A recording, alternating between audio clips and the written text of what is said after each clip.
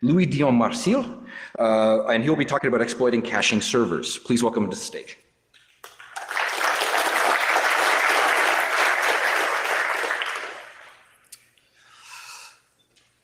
All right.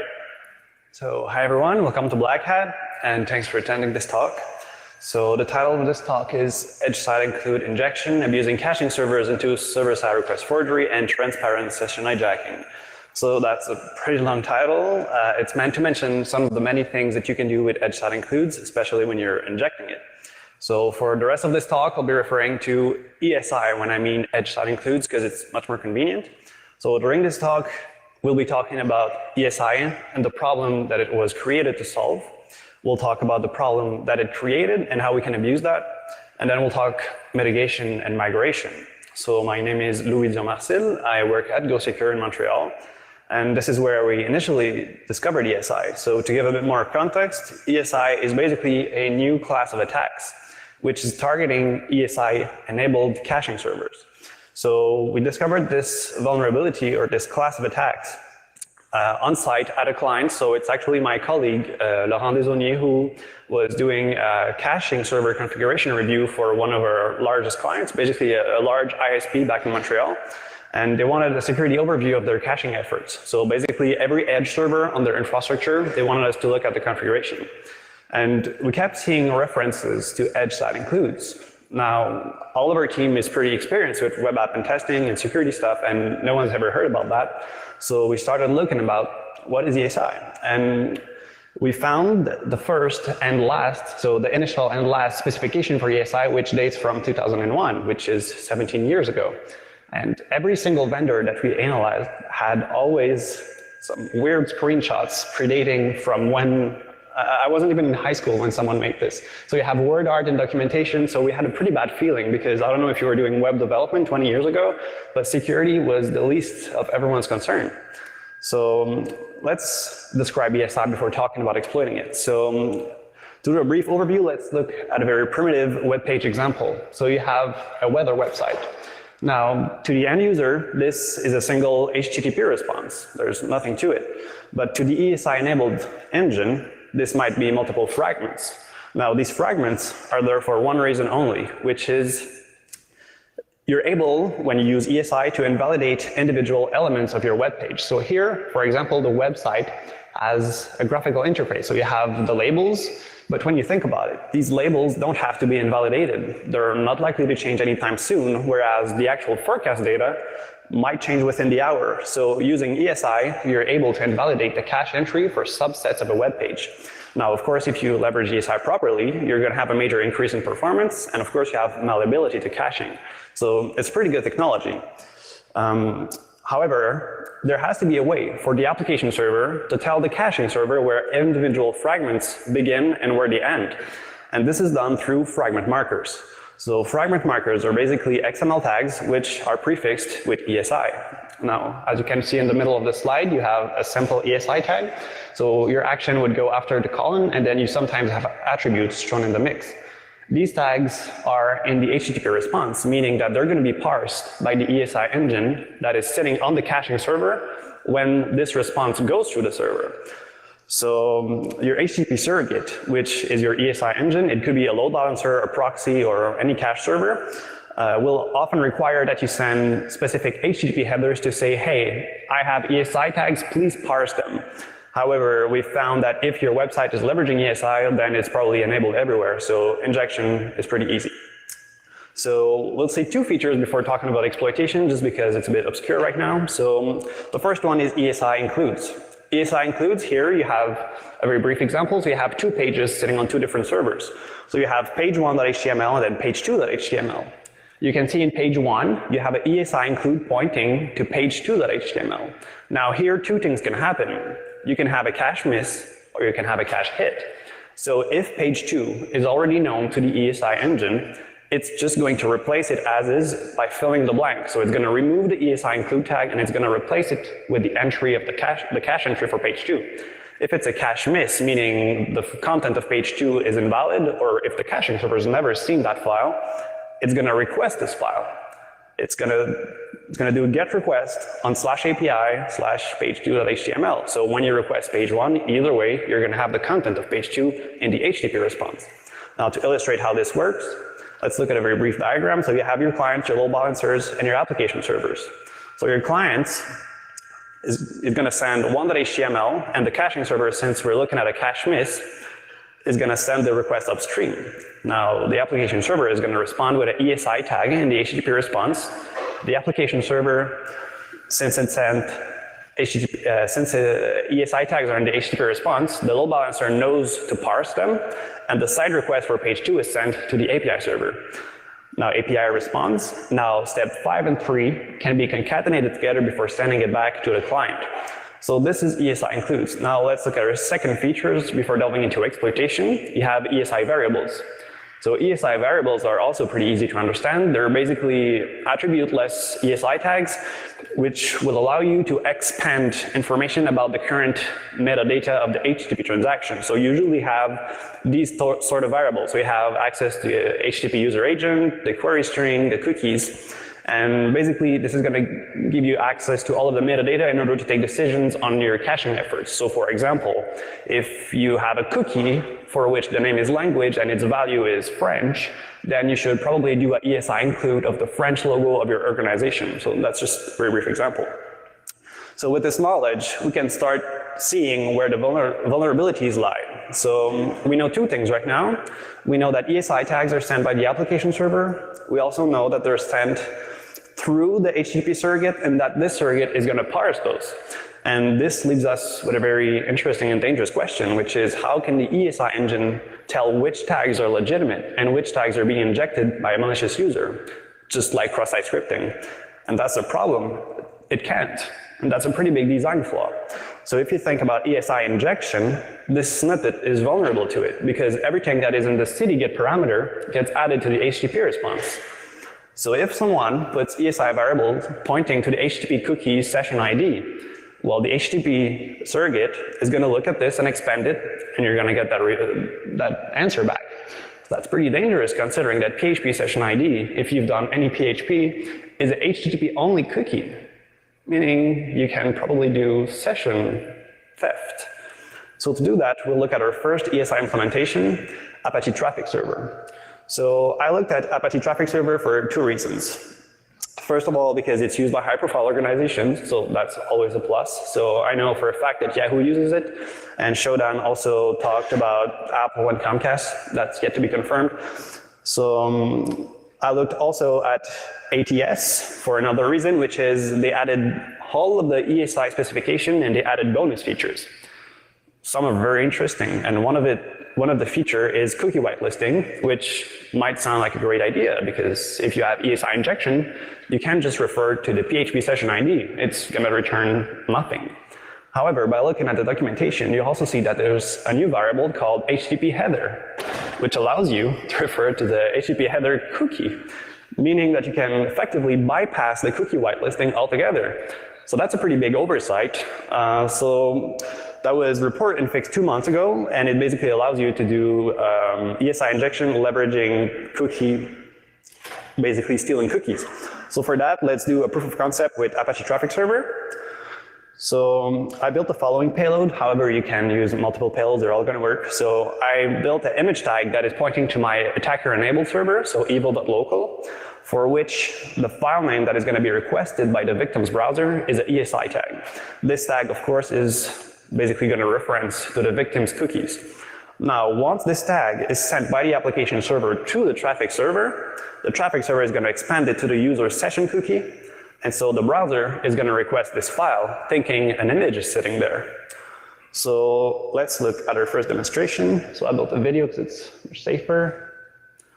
So we have a very basic website that I built. You have two browsers. So on the left-hand side, you have your victim. On the right-hand side, you have the attacker. In the middle, you have all of the database content for the messages, because it's a message board. So you can see what the data looks before transiting through the cache server. On the bottom side, you have evil.local. So basically, all of the GET requests are going to be printed there. So now our victim is going to use the website just to show how it looks. The victim sent a message. Now the attacker is going to put the payload that we just looked at. So basically our image tag that is pointing to evil.local, for which the file name is going to be anyone's session cookie. So we refer to the HTTP header cookie, and we send the payload. And you can see in the database, once it's sent, you have the ESI variable that is going to be stored in the database as expected. Now, by sending the payload, the attacker effectively attacked themselves. So we're going to receive HTTP request right here with our own session cookie. Now we're going to wait for the victim to refresh the page so that they attack themselves. And we're going to get a response back. So now we have the session cookie for the victim, and we're able to take over their session. So we're going to look at all of our cookies right now, and we confirm that session cookie is HTTP only, meaning that JavaScript could not have accessed that cookie. We're going to replace our own value with the one that we just stole. We're going to save and refresh. And there you go. So we just did JavaScript class session hijacking using ESI injection. Okay, let's just go back here. Okay. So yeah, so now we know we can inject ESI tags, we can leak HTTP only cookies, and we don't even need JavaScript. But just like XSS, it's a bit boring because, well, we have to wait until the victim reaches a very specific web page. For example, if you find an XSS on an obscure web page, which is a feature that no one uses, well, you can't exactly leverage this. So let's try to crank the impact up a notch. So the second feature that I looked at is Oracle Web Cache. Oracle Web Cache is also a high-profile target to me, Oracle, and they also implemented bonus features, some of which are insanely dangerous. So the first one that I was interested in is the ESI inline tag. The ESI inline tag allows you to take an arbitrary cache entry and replace its content. What could go wrong? So here you have jQuery.js that is going to be sent in the ESI inline tag, and the content of the tags is the content that you want inside of that entry. So here two things are going to happen, right? So you have jQuery.js, it's going to get overwritten with the content here, and as you can see, the highlighted payload is basically just an AJAX request, so an asynchronous GET request to my server, which is evil.local. And then the second thing that's going to happen is that every time someone requests jQuery.js, this ESI variable is going to be expanded, which is going to be sending their own session cookie. Now, we don't have any whitelisting on this vendor, so don't have to find any tricks to refer to the cookie. So this is going to be the URL that every single browser using their website is going to send me. This is their session cookie, which is HTTP only once again. So let's look at our demonstration. So we basically have the same website, right? But now it's super safe because the sysadmin added HTML encoding, and since it's the same ESI the same char set, the ESI is no longer valid. Now you can see in the DOM, we also have jQuery.js that is being requested on every single page, meaning that if I'm able to replace this file, I'm going to attack every single user of the website. So jQuery is working fine. Now our attacker is going to look to see if the HTML char set is available, notices that now they're HTML encoding, so they basically mitigated ESI. Now our user is going to see that there's a new feature called the user list. So the user list has a search feature for which everything that is put into the search is echoed in the HTTP response. So that could be a good vector for ESI injection because it's going to go through the caching server. So we're going to test for HTML entities and they're not escaped. So that's a pretty good example of where I can do ESI injection. So we're going to take our payload, which is the same one that we just looked at. So jQuery.js is going to be overwritten. We put it there and then we press submit and it should be good. Now jQuery.js should be overwritten. So now our victim is going to refresh the page and you can see the file has been overwritten with the AJAX query that we just looked at. Now we're going to make the victim refresh any page on the website.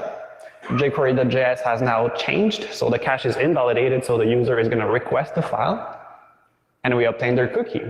So now we can do, basically, we can overwrite any file on the web server, and now we just stole basically their session. I'm not going to go through the whole stealing their session, changing the cookie, because you saw that already, but basically we just did arbitrary write of cache entries, and also we can leak HTTP cookies. So JavaScript helps here. It's not required. You can use anything, basically. You can just do like rewrite index.html. That works fine. All right, so that's pretty dangerous. So how do you mitigate this?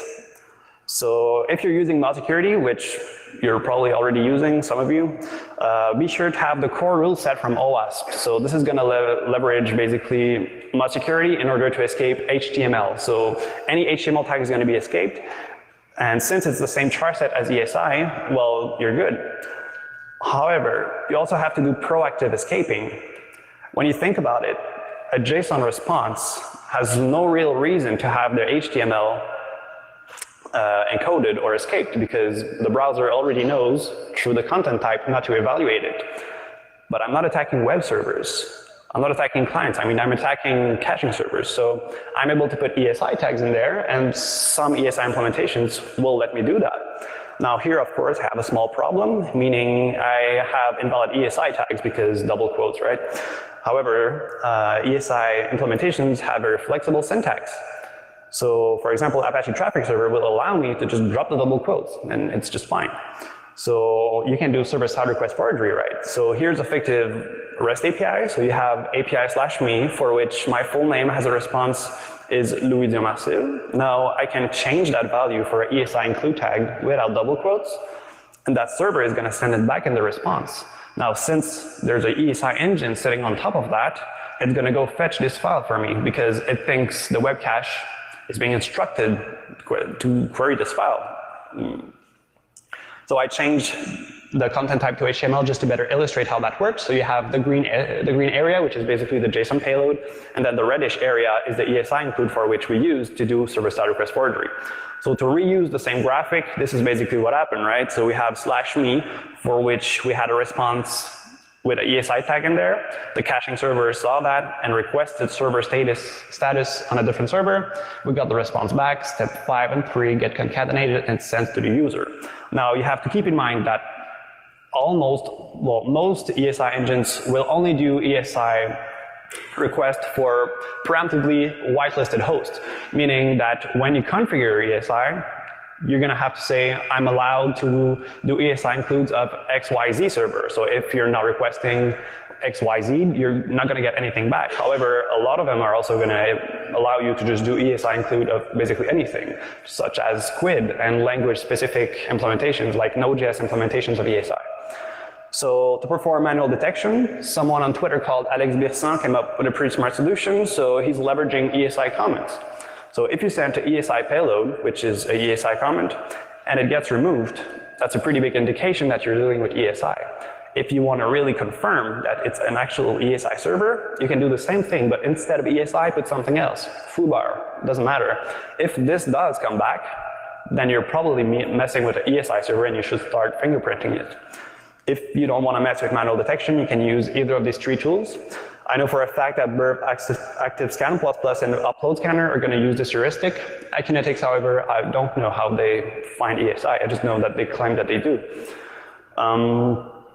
If you want to use something like ESI, but you're not exactly sure that this is a safe solution, you can use something that Lucas Ryder on Twitter came up with. So basically, he leveraged Cloudflare workers. Cloudflare workers are JavaScript files sitting on edge servers. Of course, you have to use Cloudflare to use this. And you can use fragments as well. So in your response, you're allowed to have fragments. So here you have a fragment pointing to footer, but the source is not in the response. It's sent in the HTTP header. Now, if you've done any sort of web app pen testing in the past 5 to 10 years, you'll know that HTTP response injection is not exactly common. It's much harder to do. So this is a much safer alternative, and it's probably even faster.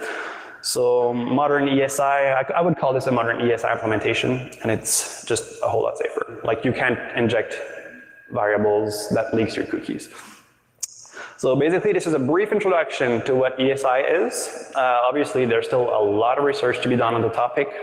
You can check our blog post, for which we released in April. None of this material was covered in the blog post. This is merely an extension of this research. In our blog post, I think we looked at 6 implementations of ESI, some of which are Akamai, WebSphere, Fastly, Squid, like a whole bunch of them. We found a lot of crashes, like null differencers for Squid. We found header injection, Chrome XSS, filter bypass. So there's a lot of interesting stuff to be found with this. Also, please remember that if you like exploiting caching servers, James Kettle is going to give a really good talk tomorrow about that. So keep that in mind. Otherwise, I could probably close with where we found ESI. So we found a lot of ESI testing our own clients, so I can't exactly talk about that publicly, but a lot of newspaper or organizations that became web-enabled in like early 2000 are still leveraging ESI. Not to say that some are not deploying ESI right now, it's still fairly popular, but like newspaper are usually leveraging ESI for some reason. We found IBM Commerce leveraging ESI. The internals of some Oracle products also use ESI. If you go on Twitter, some people usually put screenshots of where they find ESI injections. Also, I've had people that work for a major bug bounties company told me that they've seen ESI injection bug reports coming through. So it's out there, it's just not exactly popular enough to have a clear picture of where ESI is used right now. So I think we have maybe 4 or 3 minutes for questions. Otherwise, if you want to talk to me afterwards, I'll be at the counter tag Go Secure booth in the vendor area. So yeah, questions. There's microphones right there, or you can say it out loud and I'll repeat, but I'd much prefer you use the microphone. You test on Nginx as well? Okay, I'm not sure if he asked if Nginx, if I test Nginx. I'm not sure if Nginx leverages ESI, I have no idea. I wouldn't be surprised that someone came up with a module to leverage ESI on Nginx, but I didn't look at it. Yes? Like the tools, there was Burp, ActiveScan, and a couple others. Yeah, so there's Burp ActiveScan++, Burp Upload Scanner, and Acunetics. I think that's it.